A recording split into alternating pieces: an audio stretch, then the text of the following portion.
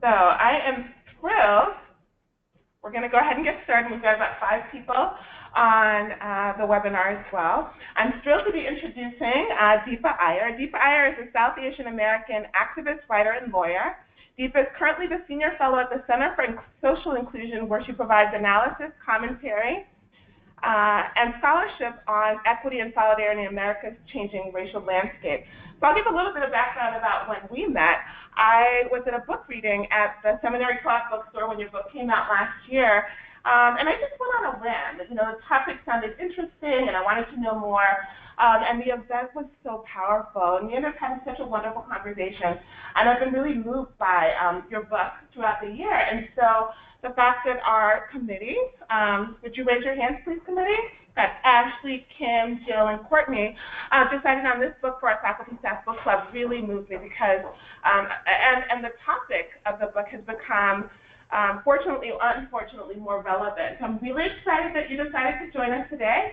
And without further ado, we're going to go ahead with our book club. I'm going to close the door, and we'll dig in. So today what we'll do, our book club today will be a little bit different. We sent Deepa some questions that we had, but we really want this to be, you know, a discussion among us. So I know you're gonna offer some initial remarks, and then I'll make sure I'm in the camera. You're gonna offer some initial remarks, and then we're open for discussion. Thank you so much. Thanks so much, Cynthia. Hi, everyone. I want to thank all of you. First of all, is the audio working okay, and you can hear me? Yeah. Okay. So I want to thank all of you for choosing We Too Sing America as part of your book club series. It actually moves me as well, and I'm really interested in having an interactive conversation with you and answering any questions, both about the genesis of the book, the themes in the book, the people in the book, as well as how the book has played itself out over the last year or so. And Cynthia, I just want to again thank you. It was amazing to meet you in Chicago that cold November day in 2015, and I have been so gratified that we've been able to stay in touch. And I'm excited that your work, you're using the themes in the book as well. So I'm hoping that we can hear more about how that's happening with all of you. So I was thinking that, as Cynthia mentioned, we would have a discussion, but I did want to frame up a few of the questions that had been sent up to me. And I'll start with sort of where we are right now. This March, actually, this month, the paperback version of the book was released. And I was able to write a new preface for the paperback. And that preface was written about 2 weeks after the presidential election. And I realized while I was writing it that the book, in a sense, had become sort of a backgrounder to the conversations that Americans were having about the election and the campaign season. Because when my book was released at the end of November 2015, I began a series of community conversations around the country, such as the one that had brought me to Chicago. And in all of those conversations leading up to the November election, a year after the book had been published, really the main topic of conversation always came back to what about this presidential election? What does it mean? What are some of the policies that are considered, some of the rhetoric that we're hearing? How does that actually affect the communities that I write about? And so very soon after the election and since the inauguration, as you likely know, the communities that I write about have actually been sort of in the front lines in terms of enduring threats to their lives and to their safety and to their ability to move, travel, immigrate, and the like. And the book that I wrote is really about the path that our country took in the 15 years after the 9/11 attacks. What were some of the choices that our country made in terms of national security policy or immigration policy? How did folks around the country who are from these communities experience the domestic war on terror, whether they are trying to construct a mosque like the community did in Murfreesboro, Tennessee, or they're actually in a form of crisis, as the Sikh community was in Oak Creek, Wisconsin, after they had to endure a massacre at their place of worship. So the book was really written about how these communities have been enduring in times of crisis in the 15 years after 9/11. And things are definitely not exactly the same, but I do want to point out that now we are still in a point of crisis that these communities were facing in the 15 years after 9/11. It's just that right now, the way in which the crises are kind of being generated around the country are a lot more hostile, are a lot more unsafe, and a lot more divisive. And so, as you likely know because you followed the news, Muslim, Arab, and South Asian and Sikh communities have faced unprecedented threats in terms of their lives and their livelihoods since the election and the inauguration. In fact, this week marks the 1 month after the murder of an Indian American engineer in Kansas, Srinivas Kuchabotle, who was dining at a restaurant when a man repeatedly asked Srinivas and a friend where they were from, what kind of visas they were here on, yelled at them, "Go back to your country," and then shot at them and killed Mr. Kuchabotle. This is just one incident of horrific hate violence that we've seen that has affected our communities. In addition, we've seen policies of criminalization, many of which in some way or the other have precursors in the 15 years after 9/11. So when we hear things like the Muslim ban, the precursor to that is actually a program called special registration that I write about in the book. And so we've heard about, we know that things like registries or things like the Islamophobia industry or radicalization all have roots and precursors in the policies that were implemented after 9/11 themselves. But the policies that our communities face now, the Muslim ban, the refugee ban, immigration enforcement, deportations, raids around the country, mean that our communities are indeed living in an environment of fear that is much worse, that is much more threatening of their safety and their livelihoods than they felt in the years after 9/11. At the same time, as my book points out, and as we see now, there are tremendous acts of courage and tremendous acts of resistance and organizing that we have seen emerging around the country. So in my book, I write about people who were in many ways just ordinary folks, like Droost, who is a Kurdish Muslim refugee living in Nashville, Tennessee, who after witnessing the vandalism to mosques in her city, after witnessing the obstruction to the construction of a mosque in Murfreesboro, Tennessee, became an activist in her own right, organizing young people in the Tennessee area. The same with Eves, who is an undocumented immigrant I write about from India, who after watching her parents get deported, decided to become a voice in the undocumented youth movement, but today faces tremendous uncertainty because of his immigration status and not knowing exactly what will happen with the immigration policies under this administration. But just like Droost and Eves, we also see people today engaging in those sorts of acts of courage and bravery and resistance. And so whether it is the lawyers who've been going out to airports and camping out there, whether it's individuals who are telling their stories of not being able to travel, be reunited with family members, whether it is people who are undocumented and Black, who are talking about their migration experiences in this country and how they face threats in multiple ways as Black folks and as Muslims and as undocumented people. These are the stories and these are the narratives that I think can inspire us and show us the way, even though we're facing times of really a division and harm that we haven't seen at this level before. So I think I'm going to pause there. I think I wanted to hone in on the themes of the patterns that we've seen after 9/11 and how they're actually being used today, utilized today, to engender far more serious and far more inhumane policy. I also wanted to point out the resistance and that there is a history of resistance in Muslim, Arab, South Asian communities. And then lastly, the importance of institutions, whether they're institutions of higher learning or their government institutions to really create safe and inclusive environments. That this is a moment where we all need to step up and figure out how we do that to make sure that those who are most vulnerable feel safe and feel that they belong in this country. So I'll pause there, but I'm really looking forward to hearing sort of your feedback in terms of how what you have been thinking about, your observations as you've read the book, and I'm absolutely interested in answering any questions as well. Thank you so much. Yeah, I know that we had some pre-questions from some of the committee members, and we can certainly dig into some of those, but we want to make sure that the question floor is open to everyone, of course. So you want to dig into one of these? Oh, please.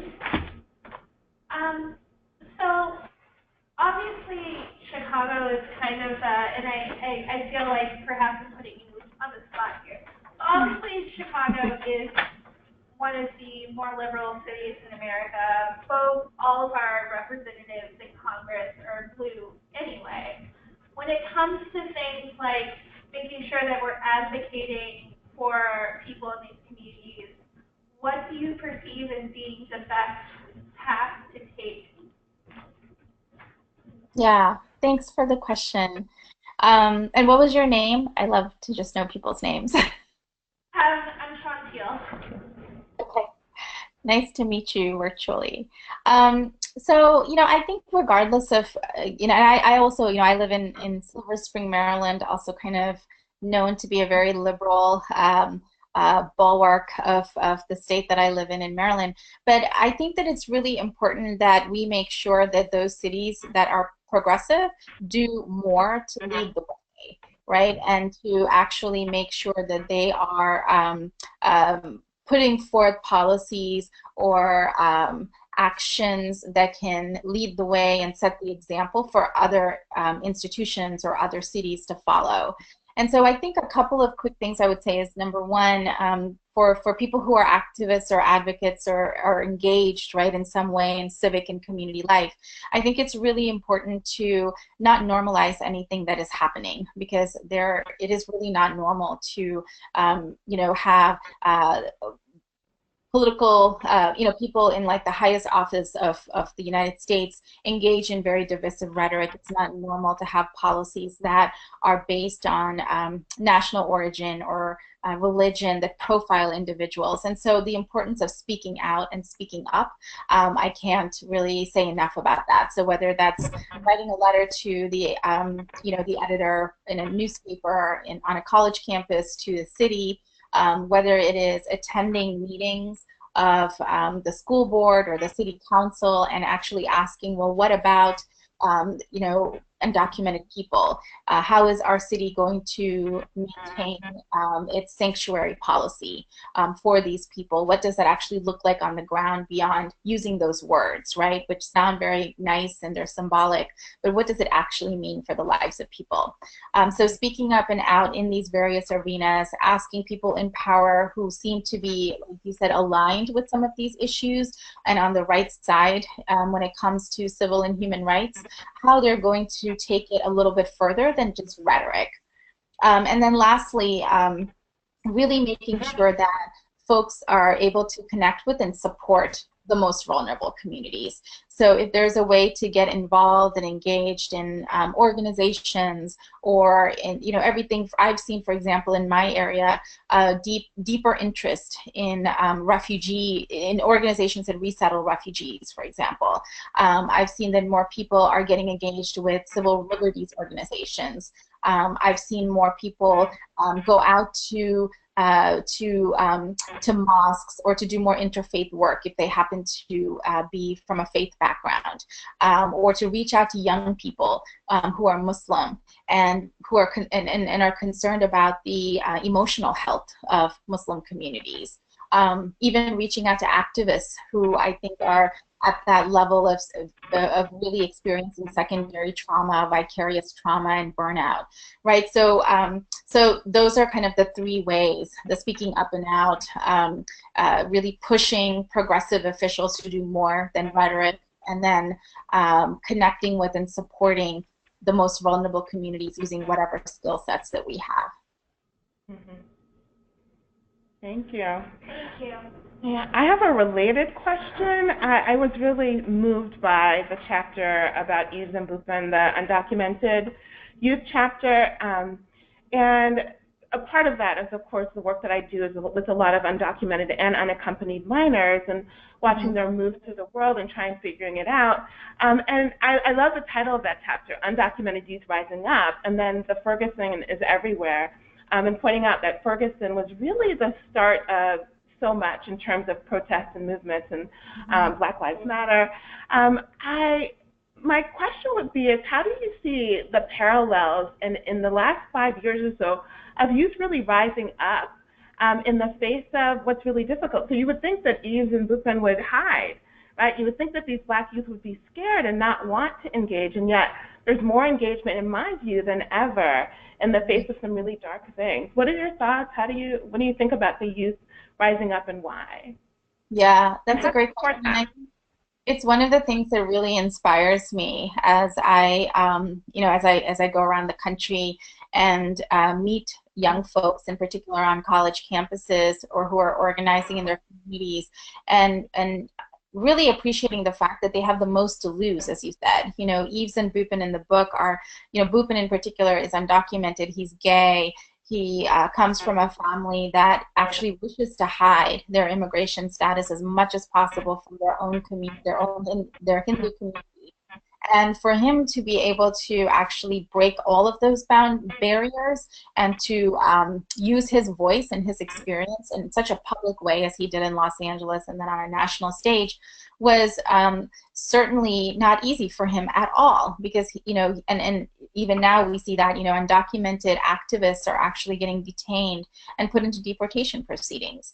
So it's worse now because the government's actually taking action, whereas before it kind of looked the other way when, people like Eves and Bhupen engaged in resistance. But I think that the reasons, I don't want to presume to say I know why, but I think that what is motivating young people is a couple of things. One is that the sense that they actually feel very grounded in this country, maybe more so than their parents did. I'm talking about the undocumented folks in particular. This is the country they know. This is where they want to build their lives. This is where they want to contribute. And so they're not going to accept the fact that they just have to leave if they've spent their entire lives here. So I think one part is just, and that's why the book, which is harkens back to Langston Hughes's poem, I Too Sing America, is about that. We Too Sing America is not to say that, oh, everybody thinks that they have these ideals about the country, right? But that they want to reshape what this country is, that they feel like they have a stake, that they belong here too. And so I think that's one big part of it, this feeling like this is my place, this is my community, these are my people, and I'm going to stay. I think the second, and you'll see, you might have noticed that one of the hashtags that people have been using quite a lot is here to stay, here to fight. Like this is my community, my neighborhood. I think a second reason is because I think that these movements are kind of feeding off of each other. So the movement for Black Lives, the undocumented youth movement, the movement around trans folks, all of these movements are actually benefiting each other. They might seem like they're in isolation, but there's actually a lot more interplay between these activists and movements than we think. And so when you see undocumented youth occupying a legislative office in their graduation gowns, that gives some amount of momentum to LGBTQ youth who are seeking equal rights when it comes to, say, transgender bathrooms, right? When we see the activists from the Movement for Black Lives actually engaging in civil disobedience around the country, that has actually helped a lot with Muslim, Arab, and South Asian communities who are also figuring out how they can engage in rallies and resistance at airports. So all of these movements are actually interconnected because they help us understand that we're not alone. and that when we start to engage and use our voices, that we will find others who are similarly inspired and similarly walking a journey as well.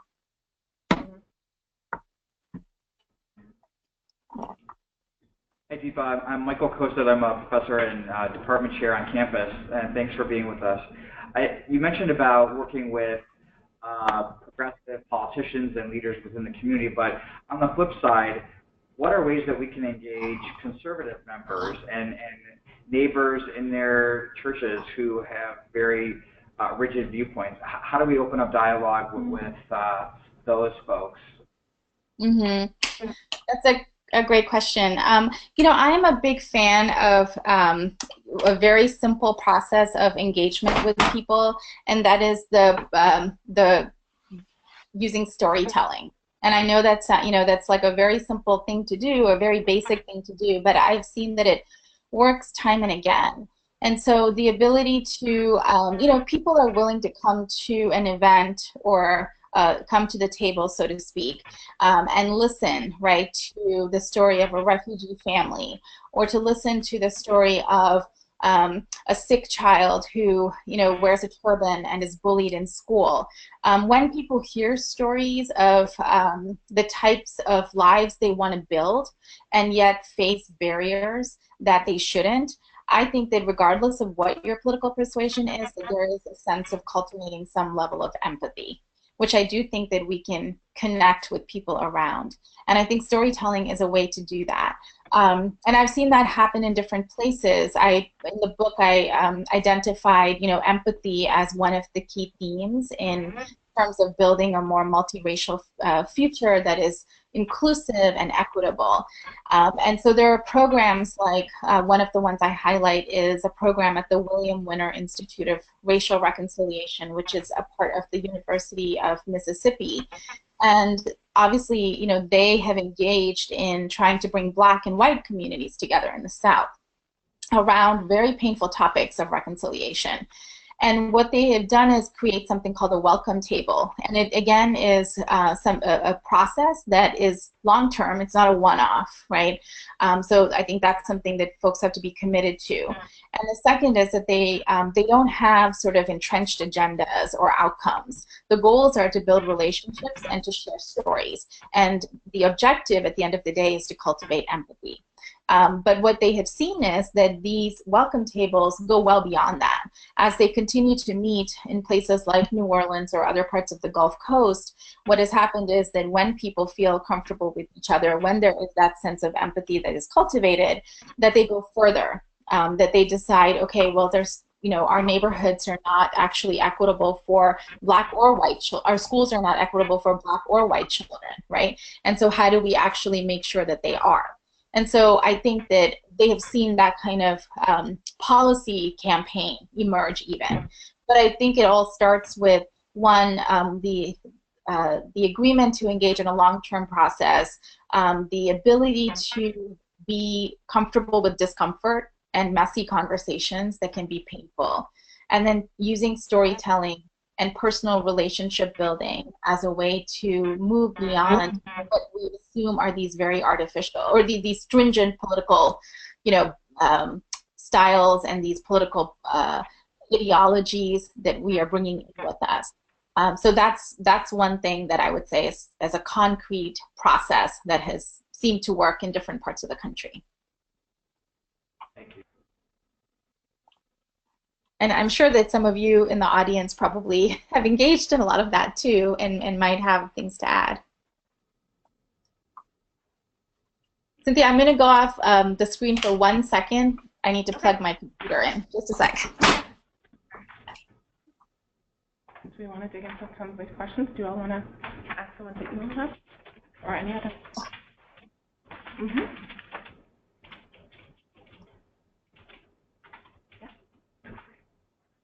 I'll go. Hi, I'm Jill Glenn. I work in the Community Partnerships Department, and you kind of talked about this a little bit, but I know in your book you talked about not working in silos and having groups work together. But a lot of times you'll hear from groups that they feel like, you know, uniting a cause kind of blurs or makes their cause not as strong. How do you get people to start working together more and be willing to take advantage of more of a effort. Yeah, yeah, and that's something that, I work in the more of the activist space, and I hear that all the time where people feel that, well, solidarity and unity are important concepts and important practices, and people agree with them, but there's this fear that when we do that, we will flatten experiences and make them all the same, right? So I think there are a couple of ways, again, that I've seen people work through this. So one is that, and I think it depends on kind of what the issues are. So if we take, for example, let's take, for example, the issue of state violence, right? So policies that criminalize different communities of color. So whether it's Black folks in one particular way by through stop and frisk rates being very high or arrest rates being very high, or whether it's Latino folks who are being targeted for raids and detention and deportation, or whether it's Muslims who are targeted by surveillance, right? So there's like a common experience of feeling like you are being criminalized by the police or your own government.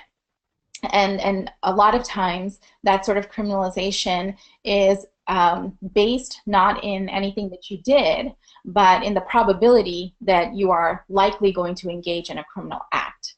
And so when people, one of the ways in which I think people have come together around this is to, one, identify that there is a common impact on communities when they are criminalized in this way. So identifying that we all have different and unique ways in which we're affected, but that there is a common experience of criminalization is a way towards building solidarity. So that doesn't necessarily take away how you particularly or your community has been affected, but it does at least appreciate the fact that others have similar experiences too.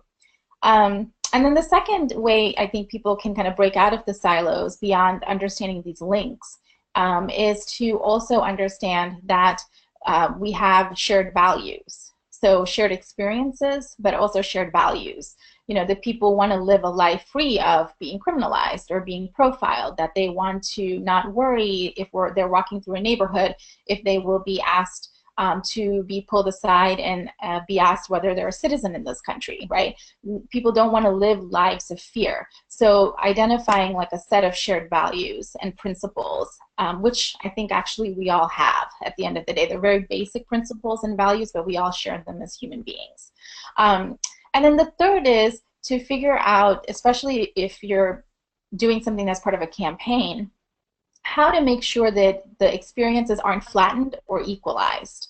And one that I often, talk about a lot and try to amplify in some of the work I do, so around criminalization, is that it is really important to be focused on stating and articulating who the primary target of, say, criminalization is. And for that, it is Black people in this country. And so be very grounded in making sure that anti-Black racism is at the core of any of the solidarity work that's happening. So that way we are very clear about who is, and it's not about kind of playing this, what people call oppression Olympics, right? Who has it worse? But to be really clear that when it comes to criminalization, the primary targets are Black people and have always been. And so how do we not flatten all people's experiences to say, oh, well, everyone's the same? Because that's why folks don't want to be involved in solidarity. They feel like they're losing their cause. But it is really important to identify the primary targets as well as be clear about how other experiences are articulated through stories and through narratives. So those are kind of the three things: shared experiences, shared values, and the ability to share the stories, but be really clear about what grounds that particular campaign and what the primary thrust of it is. Thank you.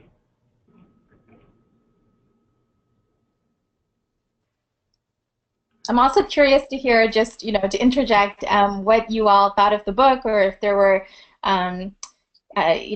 certain people or stories that moved you or that you were surprised about. So it doesn't have to be in the form of a question to me. Just curious to hear that feedback as well, if anyone has that.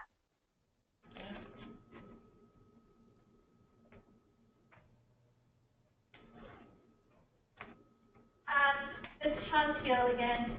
I personally really appreciated the book. I think that for me, and I don't know if this is like a strange thing, but I grew up in a community that was a little bit mixed.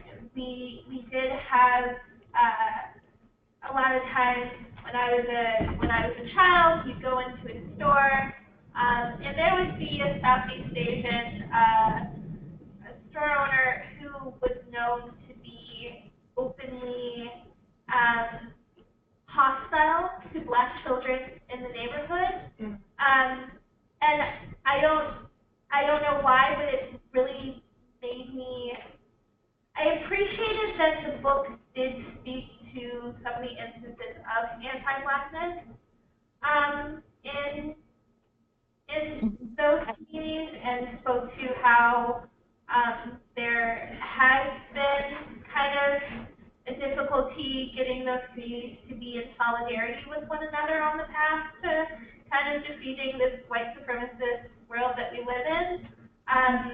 I think that it also kind of, I mean, I was a child when 9/11 happened, so it was important to me to see it laid out in front of me that the victims of the war on terror were these communities. I heard growing up batterings of, oh, this person was attacked, oh, this mosque was attacked. But I think that for the first time I actually saw them laid out, because they don't get as much publicity. So I felt like it was a really good learning opportunity for me to see how, one, these communities could work to be in better solidarity with one another, and also just kind of get a real sense of the urgency of the situation. Yeah, thank you. I really appreciate you sharing that. That means a lot to me, and I'm glad that it was that. I mean, just to take your last point, I wrote the book because I also felt especially when I used to teach college students, felt that there was a real sanitization of what they understood the 9/11 moment and post 9/11 experience to be. So they just had a very, like I said, sanitized understanding of it. And it was about like you're with us or you're against us. It was not really, the grays weren't there, the nuances weren't there, and certainly the experiences of people who are Muslim or South Asian or Arab weren't really there. And so I wrote it for, one of the reasons I wrote it was to raise that awareness, but also to show that these communities continue to live in some way, some form or another in a type of crisis, where kind of everyday decisions that people normally don't have to think about, but should I express my faith today by wearing my turban or my hijab? Should I change my name? Should I go to the mosque this weekend, or will it be attacked? Should I actually give my child a Sikh, Muslim, or Hindu name, or something else, so that he or she won't be potentially in danger, right? These are all questions that a lot of people don't have to think about, but that these communities do think about quite often and are doing so, I think, more now. To your first point about anti-Blackness, yeah, I mean, I think that, I don't think you can talk about solidarity, especially if you can't talk about solidarity between people of color or between white folks and people of color if you don't ground it in addressing anti-Black racism. That has to be the core, I think, of any sort of solidarity work. And that's why, that's in the book so much, and it's also in the community conversations and the toolkits that I've produced since related to the book. You know, particularly for, you know, I'm South Asian, particularly for South Asian communities, we, there are, you know, anti-Blackness is something that does wind itself through a lot of South Asian communities, or the psyches of a lot of South Asian people. And for us to say things like South Asians stand for Black Lives Matter is very important as a form of being unified with Black communities, but it has to go hand in hand with a process of dismantling anti-Black racism within our communities too. It can't just be sort of in an external or outward way. It has to also be a process that people engage in within their communities. And so what has been heartening, I think, to see, especially since Ferguson and Baltimore and Oakland and some of the uprisings that we've seen, is that at least in South Asian and Asian American communities, we have actually seen that process work itself out more. So people are having conversations with, you know, their aunts, their uncles and aunties at temples, in Hindu temples, about anti-Black racism that they never would have had before.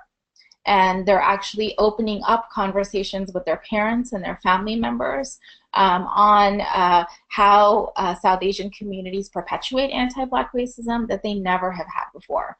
And even the shop owners, you know, I interviewed a number of shop owners in Ferguson, for example, who are actually South Asian or Arab, and talk to them about anti-Black racism. And it's something that I think people are, of all social stratifications, socioeconomic classes, at least in South Asian communities, are becoming more aware of, because you now have activists and young people who are opening up these messy conversations that they would not have done before, and really centering anti-Blackness as the core of what we have to deal with if we are going to say that we are in solidarity with Black people around any of the issues that the Movement for Black Lives has advocated for.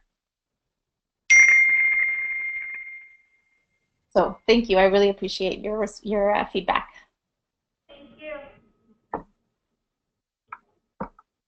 One of the pieces that I related to that, that I really appreciated was your conversation, and I can't remember which chapter, the disruptors and bridge builders around the racialization of America since 9/11, and then that caption, "Say no to the racial bribe." Like, I love that so much. Can you talk a little bit more about that piece and what you've seen unfold since the book has come out around saying no to the racial bribe? Yeah. So, you know, for just to give some context to that, basically, when I wrote that chapter, I was really focusing it on an audience who is South Asian, Arab, Muslim, and Sikh, and Hindu. That's the audience that I was speaking to the most in that particular chapter, to ask those communities to start to disrupt and dismantle and to build bridges. And one of the key ways in which I ask my own people, in a sense, to do that is to understand that we live in a country where there is a racial hierarchy, right? And that racial hierarchy, in the most simplest ways, assumes that whiteness is at the top of that racial hierarchy, and Black folks are at the bottom of that hierarchy, and you know, Latinos and Asians and Muslims and others fall somewhere in between.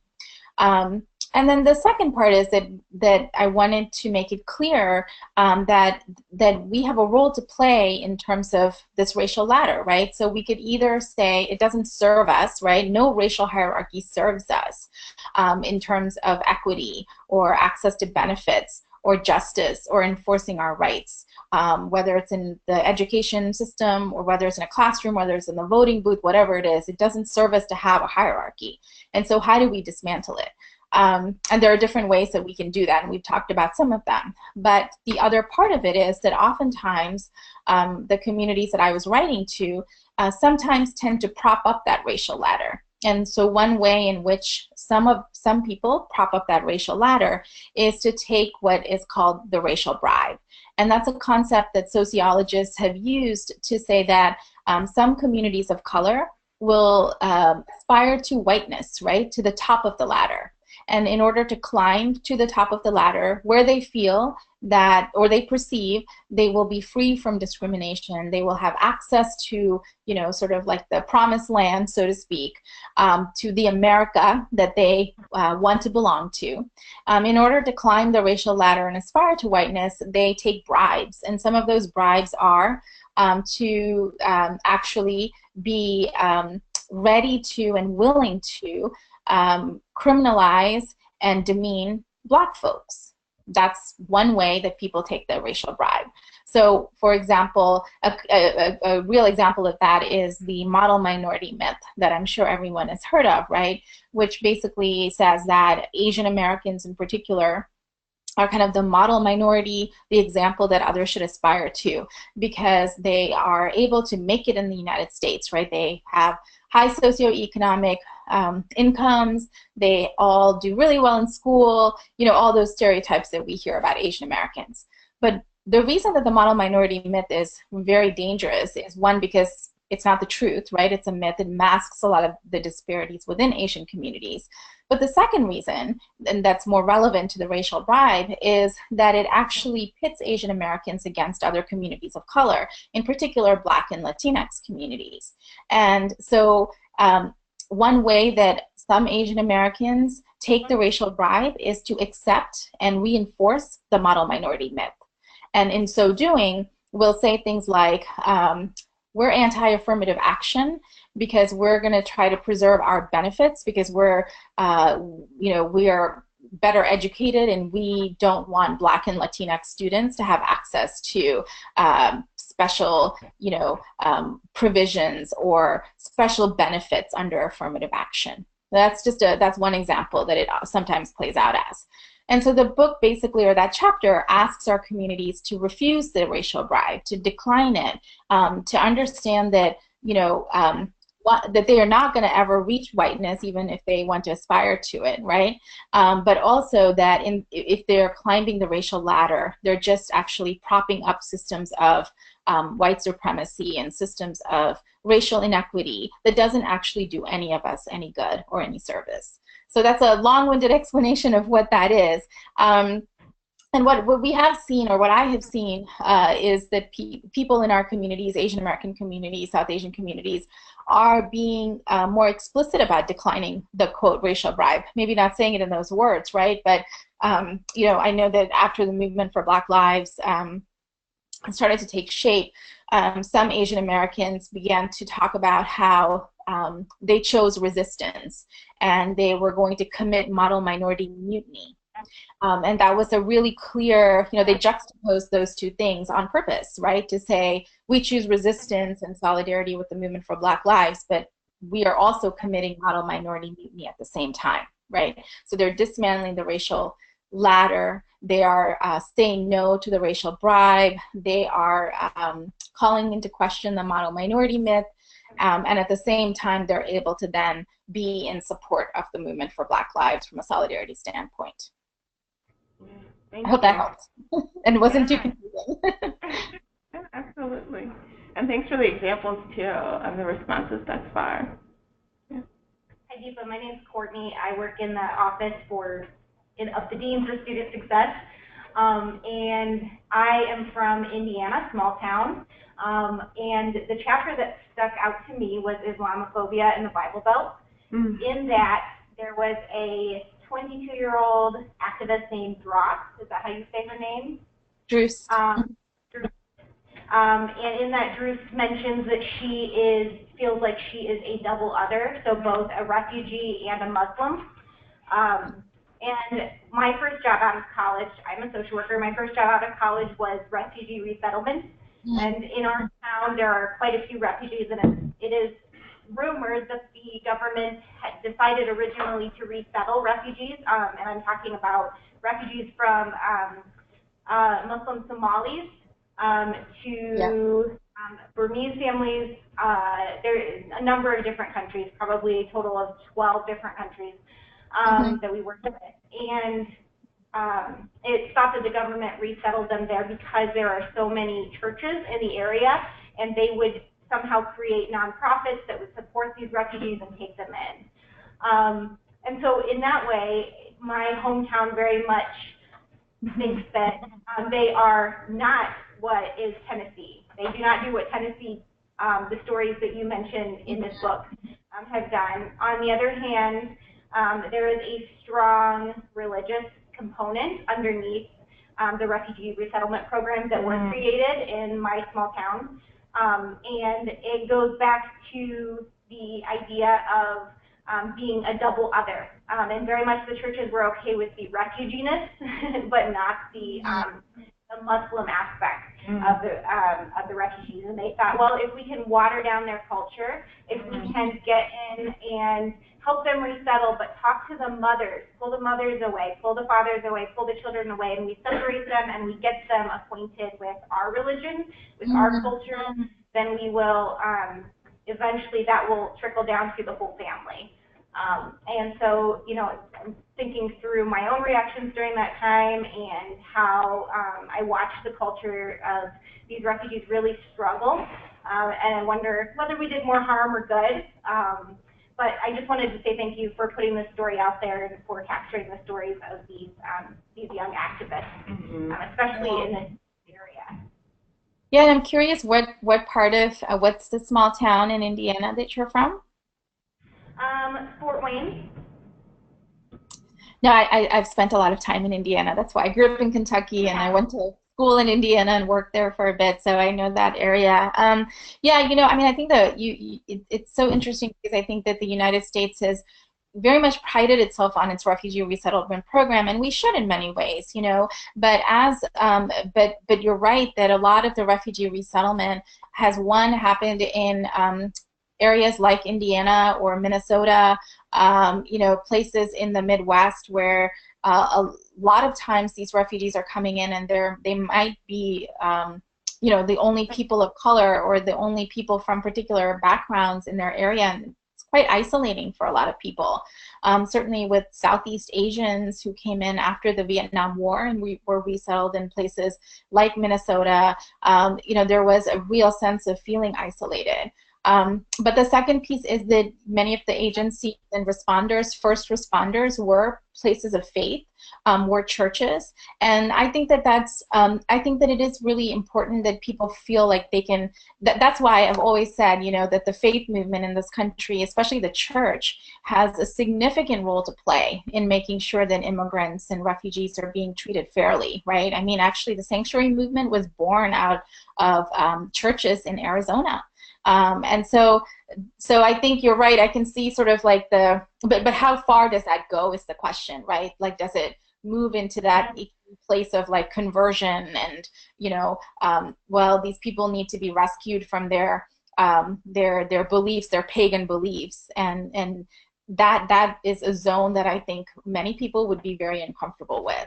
And right now, though, as you know, we've had tremendous pushback to the refugee program in this country, and it's really affecting people from different parts of the world. I mean, Syria in particular, but different parts of the world who are now wondering whether the United States is the place to go or whether they should be looking at Canada or other parts of the world.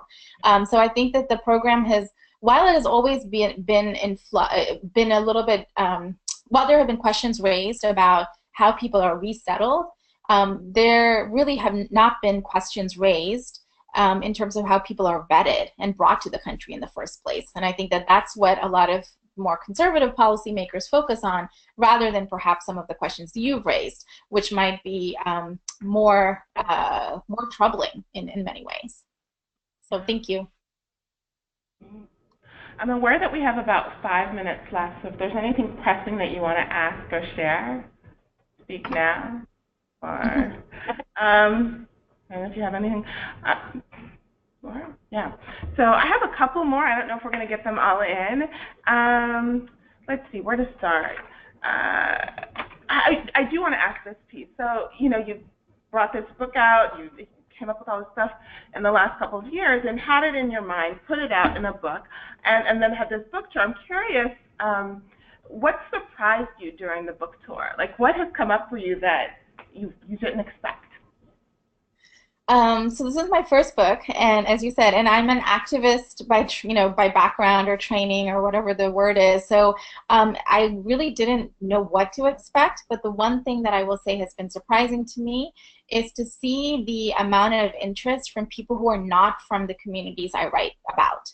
And so there has been a lot of interest from Black communities, from white communities, from Latinx communities. And so in a way that was surprising because I wrote the book for my community at some level, to chronicle and document stories that were untold and unshared.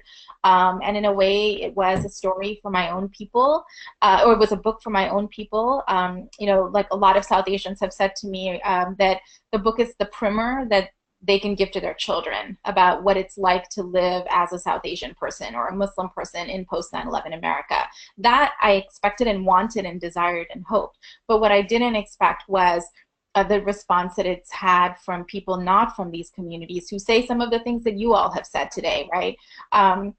Who say that it's opened their eyes or it's given them, they're a post 9/11 generation young person, but this book helped them to understand how that process or that time in our history unfolded and who it impacted.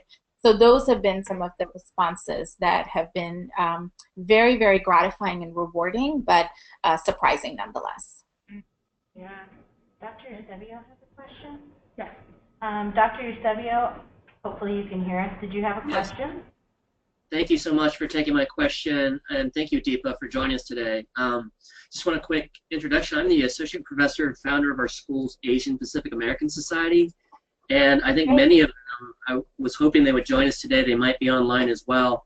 But some of the things that you wrote about as feedback for your book, I've shared with some of the middle and high school students that we work with. I just want to share with you that I think it's just been so inspiring. It's a fresh narrative that really describes the lived experiences, and I particularly know that the folks who have read it along with me have really enjoyed the narrative piece. And what we really wanted to share with you today is that many reasons why our community now has grown to about 50, not just Asian Americans, but people supportive of the demographics, or even work with anybody who might be Asian Pacific American. One of the first things that really inspired me about your book was it was giving everyone a voice and finally making it so that many of the youngsters don't feel invisible. And that same sort of thread was, in all of our meetings for the past 3 years here on the Chicago's campus. I just wanted to share with you that that was a lot of the feedback that the students and I have sort of developed and wanted to bring to you today. So thank you so much for the book. Oh, well, thank you. I'm so moved to hear that. And thank you for the work that you're doing with APA students in the area. I think that's so important, especially to reach students who are in middle school and high school who are really formulating their racial identities in this time. So thank you for sharing, and I hope we can be in touch as well. And if I can be useful in some of your work moving forward, I'd love to. That's fantastic. I appreciate you. I just sent it. I sent you an invite on LinkedIn. Oh, good. Okay. Be careful what you offer.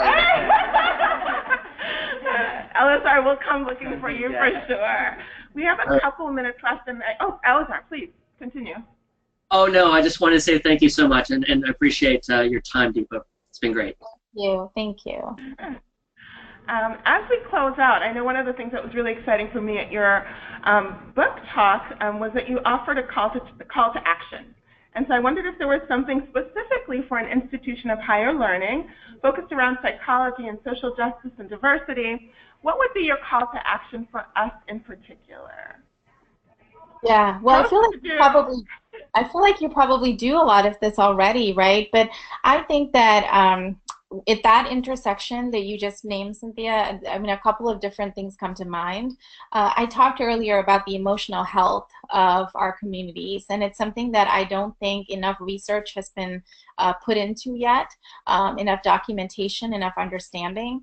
And so I think that really, kind of being a laboratory to understand how people's lives and how their identities are being reshaped in this political moment, if they come from these communities, would be very, very valuable to, not just practitioners, but to activists and advocates.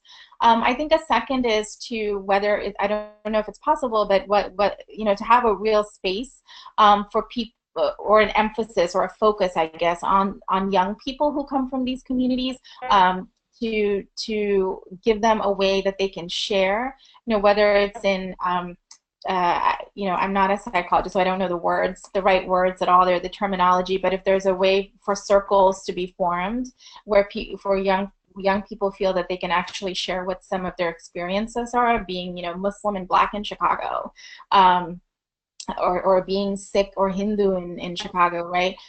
So that and then also giving them some resources on where to go. And that's the third thing, that I don't think that we have a lot of resources when it comes to emotional health and emotional well-being in our own communities.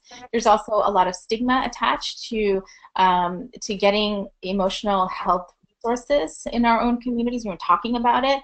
That's why in the first chapter of my book, I spent some time talking about the Sikh Healing Collective, which is a group of therapists who came together after the Sikh Gurdwara attack and some of the challenges they faced, and even talking about issues of trauma to people who had endured hate violence. So I do think that there's a real need to cultivate practitioners and resources that either come from our communities or that are supportive of being incubated or that are done in collaboration, that can actually reach out to young people and others from these communities who face kind of a lifelong trauma of discrimination.